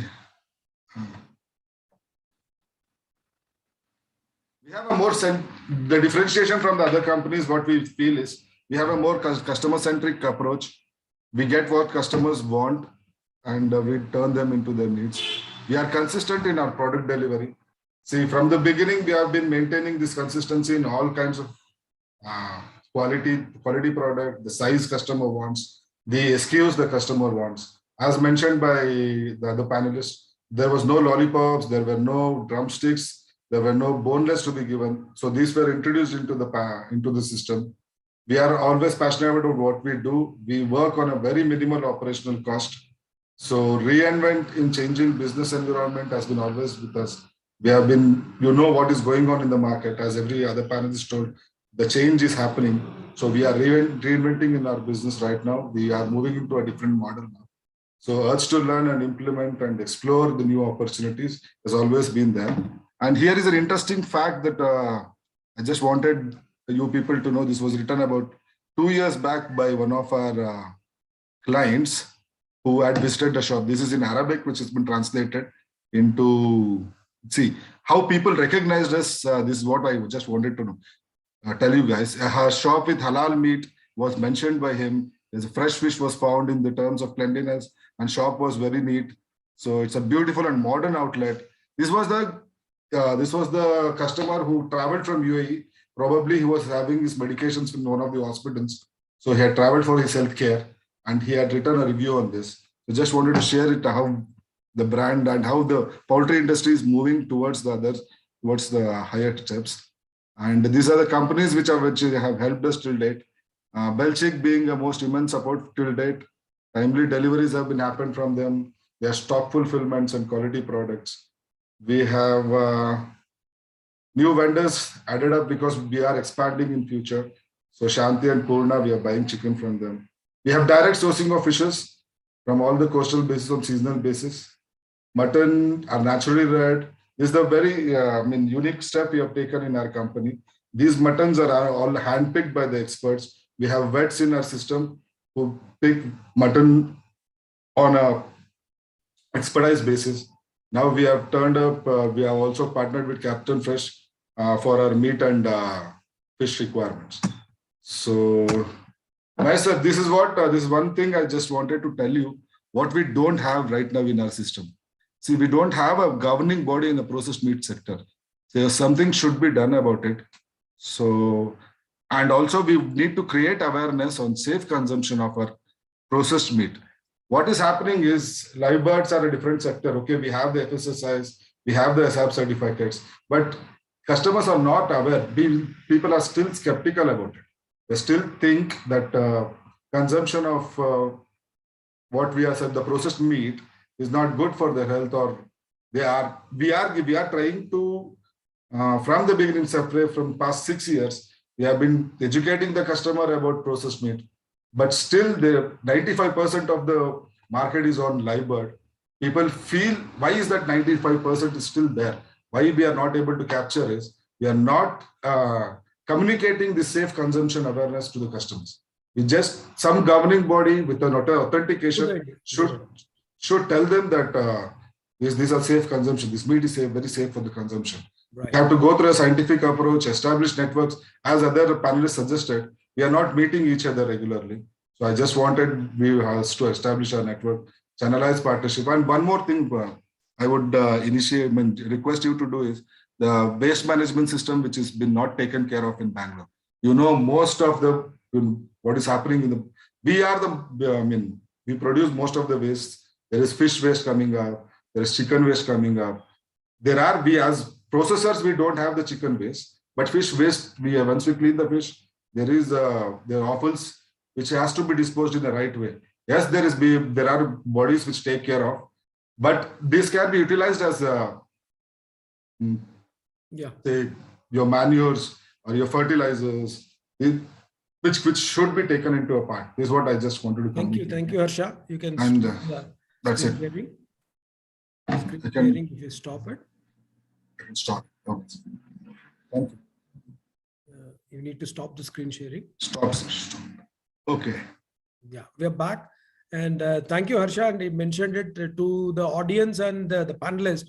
I would like to quote that there is a gentleman called Jeevan Das Roy, who is there in Chennai, has seen that almost 30 tons of poultry shop waste is being handled by himself, and he is buying it almost like 3 rupees per kilo. He is buying it. You can look out his venture in Google. You'll find it, Mr. Jeevan Das Roy in Chennai. Is fantastic idea. Such ideas should come to Bangalore for waste management.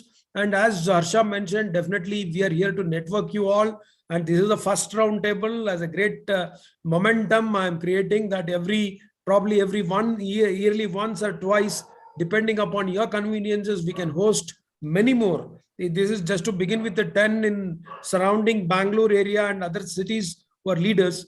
Definitely, I'll have many more roundtables like that. I hope Mahesha is back, because we will start with Mahesha back. Mahesha, you are mute. You are on mute. Don't worry. Take some time and unmute your mic.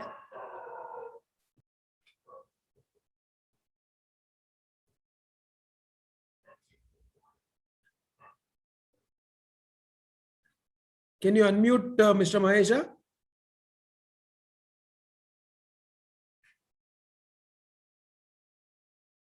This is the little drawback of digital technologies.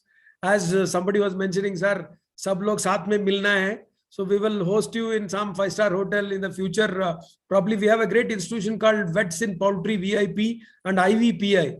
So these are the two institutions. They keep doing annual summits. So I would definitely request all of you to join for the annual summit, probably August 14th of this year, 2022. We will be doing from IVPI, Institution of Veterinarians in Poultry Industry. So that is where we can do that. We can meet face to face. So generally around audience of 500 plus we are hosting annually, and we even Vets in Poultry, where both the institutions I am on the advisory board, we will help you out to meet together. Mahesha, is there any problem of unmuting or getting connected, or shall I take some questions? I think I will come back to questions. Meanwhile, Mahesha gets the issues sorted out.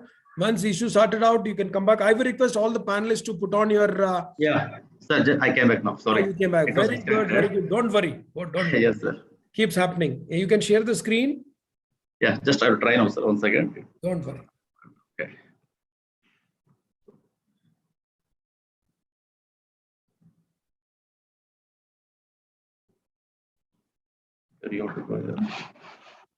You can use someone. Don't worry. Yeah.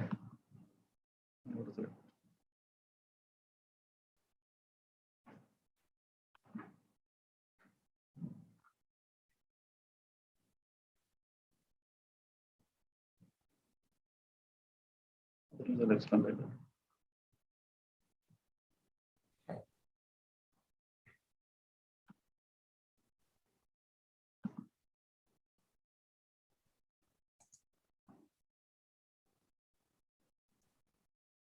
To close and to complete.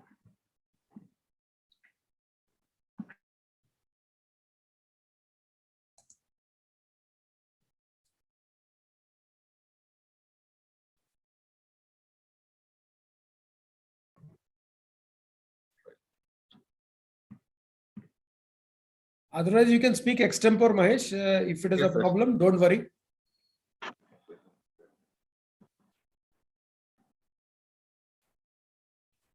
Okay, so sir, 1 second. ಮಾತಾಡ್ಬಿಡಿ ಏನು ತೊಂದರೆ ಇಲ್ಲ. Okay, sir. Sir, ಈಗೇನ ಕಾಣಿಸ್ತಾ ಇದೆಯಾ? ಈಗೇನು ಬರ್ತಾ ಇಲ್ಲಪ್ಪ, ಏನೋ ಅದು ಸೆಟ್ಟಿಂಗ್ ನಿಮ್ ಪ್ರಾಬ್ಲಮ್ ಆಗಿದೆ. ತೊಂದರೆ ಇಲ್ಲ, ನಿಮ್ ಬಗ್ಗೆ ಹೇಳಿಪ್ಪ, ಆರಾಮಾಗಿ ಹೇಳಿ. Okay, fine, sir. ಕನ್ನಡದಲ್ಲಿ ಹೇಳ್ತೀರಾ, ಕನ್ನಡದಲ್ಲಿ ಹೇಳಿ, ಇಂಗ್ಲಿಷ್ ಅಲ್ಲಿ ಹೇಳ್ತೀರಾ? Sir, fine, sir. Good morning. Sir, I would like to thank immensely Honorable Dr. Mahesh sir for organizing this wonderful event. And I look forward to all the participants' opinion and views. And I aspire to work closely with everyone to create the best industry for India and create the healthier nation. So I started my chicken war in 2007. So before that, I started my career in 2003 at a leading feeds manufacturing company as a sales officer. So I was handling the sale of poultry feed across Assam, Shivamogga, and some other districts in Karnataka. So during my working days with feed sales, I interacted with more than 200 poultry farmers, and I really surprised that the effort of poultry production was not there in the marketing of the same product. So later in 2005, I started working in a leading chicken processing plant in Karnataka, as a marketing officer. So also I realized the quality of chicken is originating from the right production plant complying with food safety measures. So the rich experience from these two highly successful companies helped me to become entrepreneur. So also those days, chicken was reaching the consumer in an unorganized and unhealthy way. So one of the important to start this business, so meat consumption is growing exponentially in India, and I knew there is a vast scope in the sector to grow further and accelerate. So there is also protein insufficiency in India across all the age group because of awareness was very limited. Then I decided I aspired to make it more scientific and affordable through My Chicken and More. See, the idea behind the My Chicken and More, so to provide healthy, hygienic, quality meat products to the consumers through well-equipped and pleasant ambience in hygienically maintained stores by enhancing shopping experience. So even consumers also looking for high quality, affordable protein as a part of their healthy and balanced diet. And we also having the social responsibility of providing affordable proteinous meat to the society. Since we all know protein insufficiency is a major case of many health related issues. And another thing is to raise the benchmark in the meat market. So this is the vision behind My Chicken and More. So about us, so we have established in 2007. My Chicken and More is an entity of Shakti Healthy Fresh Meat Private Limited. So we endeavor to offer the best quality, hygienically processed, healthy and nutritious fresh chilled chicken, meat, seafood and eggs with our in-house depot and 16 retail outlet across Bangalore city. So we are in the process of expanding our business in retail and Wareka at a swift pace, aspiring to present across Pan India to be one of the finest retailer in the industry. Fantastic, Mahesh. What is the biggest shop of yours, Mahesh, to make a little dialogue?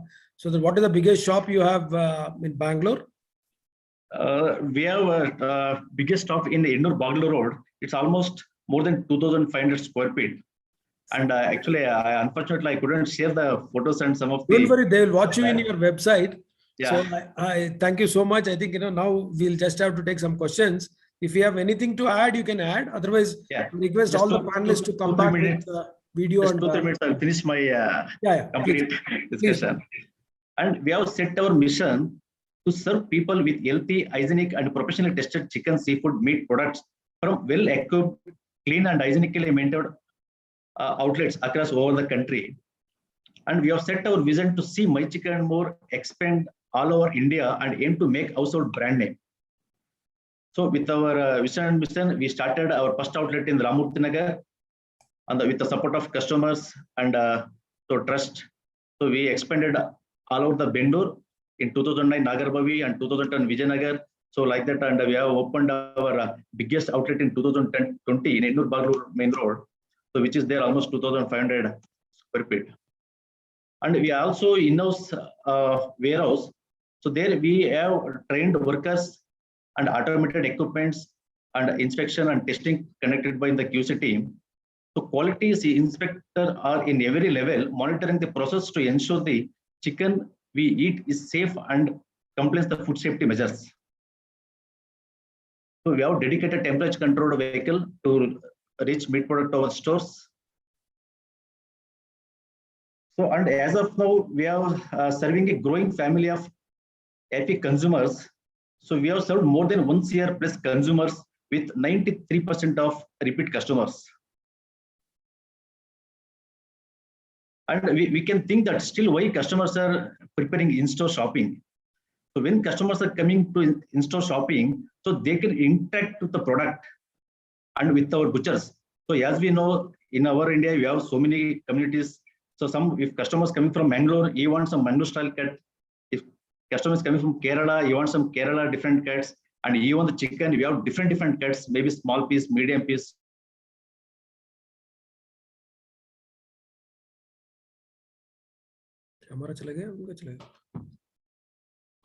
Some different cuts, our butchers and our so customers feel happy and they can interact with the product also. So before they spending their money, and they can avoid the delivery charges unnecessary of paying so much of the buying the chicken and meat products.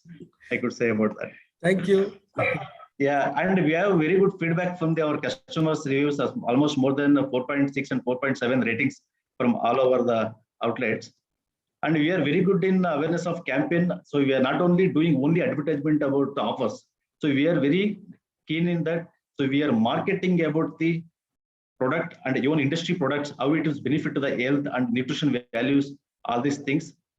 And so we have our strong team, like Dr. Gopal Reddy is our brand mentor and our motivational trainer. And recently, we appointed Mr. Sudhir Sukumaran as the additional director and chief operating officer. So, and we have fishes graduate in our team, and we have a senior HR managers, and we have training SOP managers. So, and so we have got the investment from the Nekkanthi Seafood, and I really, I would like to thank Mr. Sri Uttam Gowda, so who helped to get this funding and supported. So we have planned to open 200 outlets by 2025. So good. Thank you so much. Yes, exactly. Just sir. because of the paucity of the time, I have to rush, Mahesh. I would request everybody to log into their website and to see the pictures of it. I would request entire panelists to come back with their videos on, and a couple of questions I would take. Maybe I request Sean and Naren and then Dr. Sanjay to put on the videos. Now let me go to the questions which I will see here. First question probably I would take from Nivachi Datta. How do you guys think technology can help back-end supply chain, which is broadly gig till date? That means probably I would take this question to Sean. Sean, can you help me with this? How do you see that gig economy is picking up? So how do you ensure that people like competition is coming from meat stores of Swiggy, other people are entering? So how do you manage the gig economy? Over to Sean. Technology is the backbone of how we operate, and I'm sure is the way in which all of us operate. The primary thing, obviously, as you understand in this business, is wastages, right? Wastages are can kill any kind of B2C operation. We operate our mature cities with about 1.8 to 2% wastages from like a Bangalore or a Delhi. But in a newer city that we operate, we go up to like 10% or 12%. And we are now trying to cut it down. But the reason why we're able to get it 2% in Bangalore is because we've got a very strong, there's a bit of background noise from Dr. Sanjoy's thing. If you can just mute your Everybody phone. Can mute it, Dr. Sanjoy, and you can mute it so that, yeah, please. Now it's gone, I think. Yeah. So basically, we do two things. One is we have got predictive analytics. So basically, we know that based on we look at 7 days average. So if you're, if you're Thursday, and we look at last Thursday, and based on that, we know the prediction patterns. That's the primary thing. And then obviously, every part of the supply chain has got a cold chain to it. That's one aspect of it. But beyond that, we also go all the way down to planning with the the poultry producers. So we basically know how much birds are being down to sort of the placement, down back to the prediction right now. We've got a software that we've been developing internally, and we use that. We also sell fish. So in the fish also we do a lot of contract farming of fish. We can plan up to 9 months time. Then in marine, because that's another area we do a lot of trading, right? Because marine fish is traded in the harbors. So we've got technology, what we call as commodities exchange. We actually have a US patent on that. Basically enables a fisherman or a farmer to actually bid with us on an auctions-based platform. And that's a key to how we are able to plan and forecast. Then coming back to the gig economy, on the sort of delivery, that's another area we've got a lot of software. We've got, basically software to track everything from temperature down to vaccination certificates, down to sort of route optimization, right? So we have got so many number of deliveries, where do you deliver first? All of that is done through technology. So technology is the backbone of everything that we do. And I'm sure that as you do, unlike sort of a pure retail venture, if you start going e-commerce, wastages become extremely critical. And to do that, you have to start with the technology first and especially planning first approach. And that planning can only be done in software, because once you start, exceeding sort of 1 million orders a month, then it's very, very hard to sort of keep track of it with individual processes and SOPs and so on, all of which are needed, but you'll need technology. Only then you can actually scale that. Thank you, Sean. The next question is to Mr. Abhishek. People are asking, what is the value addition you are doing in packaging, or how do you feel that, the production supply chain you are able to stabilize in eggs? So, first of all, what we are changing is that good quality eggs should be available in front of consumers, right? So the value addition that we're doing, the entire business model, how it is structured, is to ensure freshness and high bioavailability of nutrition in eggs. Now, egg is a product which, as far as Indian climate goes, after 5th day and 4th day of laying, the nutrition starts to deteriorate because these chemical bonds fall away. So what we have to do is that we have to ensure that the eggs reach the consumer as soon as possible. They reach it the very next day the bird is laid. So that is the kind of, with the help of technology, we are able to build that supply chain to deliver good quality products. Second, on the back end, the entire feed which goes to the bird and entire feed formulation which is provided to the farmers for the birds has some ingredients and has some special herbal ingredients where we don't rely on chemical ingredients. So we rely mostly on haldi, turmeric, and soya meal, which has that phytogenic and antibiotic add-on to the eggs and to the birds as well. But we don't rely on pure play antibiotics or concentrate-based meal. So this makes our eggs fresh. Thirdly, in terms of category creation, we have launched our first line of fortified eggs, which has enrichment of vitamin D and B12 called Nutra eggs that we have recently launched. Now we have enriched it to the extent that if you have 2 Nutra eggs a day, it will fulfill your daily recommended intake. You don't have to rely on vitamin D or B12 supplements or anything like it. And in today's world of work from home, and especially where people are more so indoors, it's important that we take this intake and consume at least 2 eggs a day. Right. So that is what we are doing from a first line of Nutra, and there are many more raw eggs and also value-added egg products that are in pipeline that we will launch very, very soon. Thank you, Abhishek. I think now final comment from my side would be, before I take from each one of you, Government of India has launched a scheme called Animal Husbandry Infrastructure Development Fund.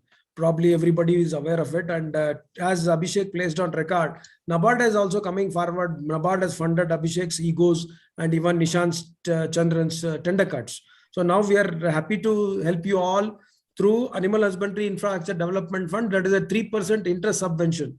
And allocation, you'll be surprised, 15,000 crores. 15,000 crores is allocation for next 5 years. And Naren is smiling because they have taken the benefit of it. So this is for processing unit. This is for feed mill. This is for your value addition. Now the new innovation we have put it as technology adoption. So in technology adoption also, people can get the 3% interest subvention.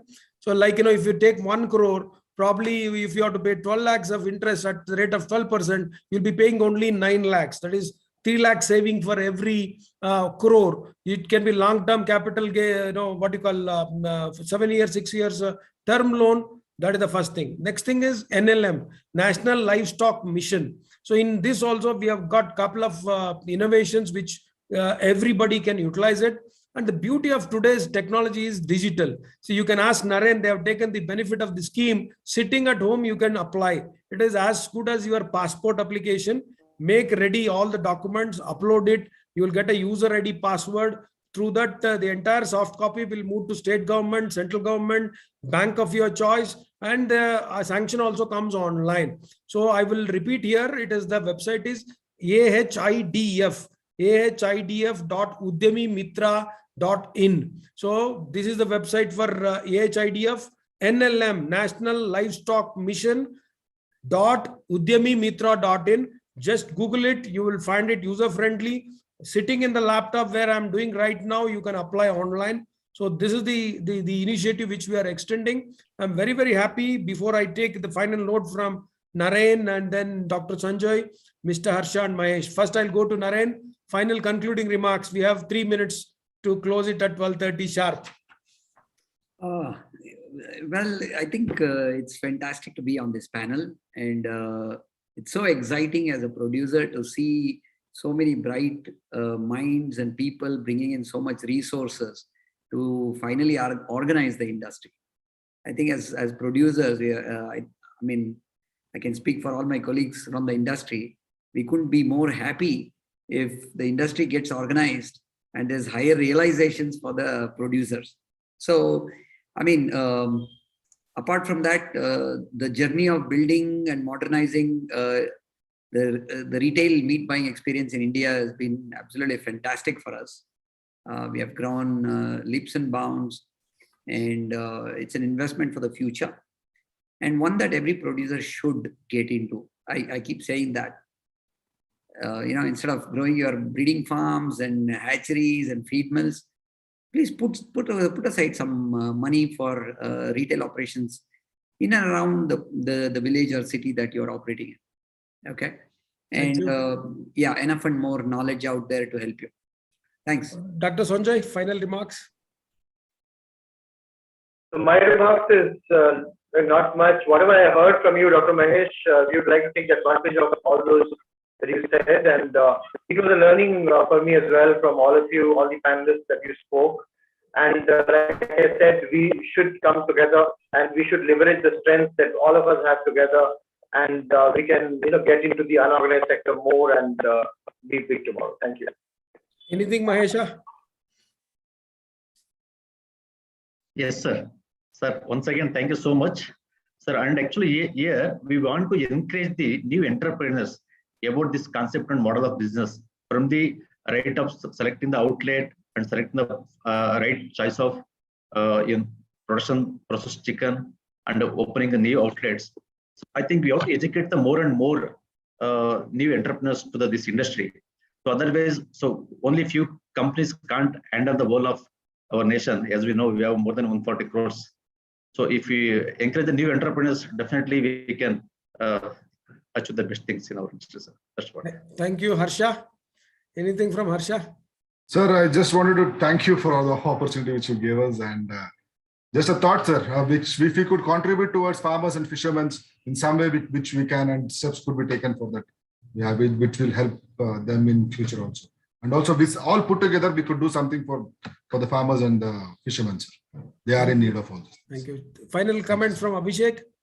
So, would you encourage more IIT guys to come into our sector? Absolutely, sir. I think, people from all the sectors, even if it is engineering backgrounds or from any other backgrounds, people should come to this sector because it is about improving the protein index and bringing a cost-effective protein source to people, including meat, including eggs, and all the other products. So the consumption must go up, and also with that, availability of quality and safer products should go up. Because that is what is, the penetration of safer products is it's in the early days for this industry. And I'm, extremely pleased to be part of this panel. And I wish all the best to all the panelists here. And thank you so much, Dr. Mahesh, for having me. Thank you. Now, finally, to Sean, the unicorn in the making. Any comments on the program and when we will reschedule to meet again, the second round table probably? Thank you, sir. It's a great opportunity to interact, and I'm happy to see if there is any way that Fresh to Home can help. We are now scaling in Pan India, so if anybody wants to reach out, please do. Happy to schedule at any of your convenience, sir. I'm always available. Do let me know. We are always available, and thank you again. Thank you all, and I hope that our first roundtable is very successful, even though you're all very, very busy scheduled gentlemen. Ladies and gentlemen, now I thank Mr. Abhay Anjura, who is the founder of Licious, Mr. Shan Kadivel, founder of Fresh to Home, Mr. Naren Pashuparthi, founder of Nandos, Mr. Vignesh Soundarajan, founder for the startup Delfresh, represented by Krishna Prasad, the vice president, Mr. Nishant Chandran, the founder of Tendercuts, Mr. Dr. Sanjay Das, representing Fipola, and the founder is Sushil Konagolu. My wishes to him. And Mr. Dipanshu could not join anyway. He is representing Zapfresh. He was an ex-MobiQuick guy. And Mr. Abhishek Negi, the IITian. Thank you so much. And Mr. Mahesha and Mr. Harsha, who are the ground force. So we wish from Government of India that many more such startup roundtable will be done. And this will be recorded live. Now it is recorded live. It will be uploaded in our YouTube channel. I will share with you, spread across your social media channels, maybe your websites. You can put this into your website and your own LinkedIn, your own WhatsApp group, so that many more, because I have seen this traction in this high peak 10:30 to 12:30, maybe very less. Probably around 200 people watched in Zoom, maybe another 100 in YouTube. But today night, you can see it crosses 2K. I've seen audiences watching at 2 a.m., 3 a.m. like that. 1 a.m. sitting in airport, they comment to me. So that is our endeavor to put you all. I definitely thank you all. I would have never imagined that I would have got all of you, in physical, real space at this juncture. Thank you all. Great year ahead. Hope that we'll have many unicorns and many employment potentials and protein for passion, protein for poultry. Har roz do anda, 3 bar murgi, dawa mat kao, anda kao. Namaste. Bye bye. Jai Hind. Jai Karnataka. Bye bye.